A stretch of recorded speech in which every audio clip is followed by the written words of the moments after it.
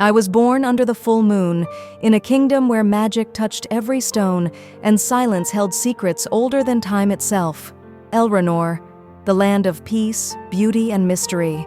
My name is Saphira, Princess of Elranor, and until 3 days before my coronation, I thought I knew who I was. I remember the crowds cheering as I rode into the arena. My silver armor shone like the sun. I wasn't just the future queen, I was the people's champion. My friend Cassian, always watching from the sidelines, called out to me, "You do know you're already the heir, right?" I laughed. "That's not the point. I want to earn it." That night I couldn't sleep. Something was off. I sat with my mother, Queen Thalara, in the royal garden. "Tell me, Mother, why has Elranor never seen war in a century? No rebellions, no threats, nothing?" She didn't answer, just looked at the moon, her fingers tightening around her goblet. "Some things are better left forgotten, child." The next morning, I was gone. I didn't vanish because I was scared of ruling. I left because I had to know the truth. I left a ribbon on Ashen's collar, my loyal wolf, so they'd know I left on purpose. I headed east, beyond the borders, toward the cursed lands spoken of only in whispers. Shadow Vale. Cassian, clever as always, didn't believe I was kidnapped.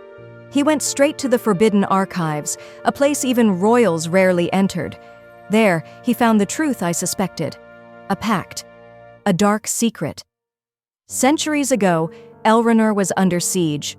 A queen, one of my ancestors, made a deal with the shadows. In exchange for peace, she promised the spirit of her descendant on their 18th birthday. That descendant was me. I reached Shadow Vale as the sun vanished behind a curtain of gray. Nothing grew there. Even magic seemed afraid. Deep in the ruins of an ancient temple, he waited, the warden of the pact, a creature of smoke and chains. His voice slithered like oil. "You came willingly. Very noble." I asked him, "If I give you my spirit, does Elranor remain safe?" He nodded. I almost said yes, but then I heard footsteps. Cassian. He had followed me through storm and nightmare. "You can't do this, Saphira." "I must," I said. "If I don't, the shadows return." "Peace bought with blood isn't peace. It's control," he replied. I was stunned, and he was right. Cassian raised a light arrow, a weapon of the old world, and fired it at the altar. A flash, a blast of wind. The warden screamed as the ritual cracked apart. Behind him, a figure emerged from the dark, Mistress Vila, the royal historian. "The pact was never about protecting the kingdom," she said. "It was about silencing power they feared. Power like yours." Something inside me woke up. A memory, a line from an old scroll I'd once read. I raised my pendant high and spoke the words, "Let no soul be bound by ancient chains. Let the crown be chosen, not taken." The chains shattered. The warden turned to dust. The skies over Shadow Vale cleared for the first time in centuries. We rode back in silence. Elranor was safe. The shadows were gone, but something inside me had changed forever.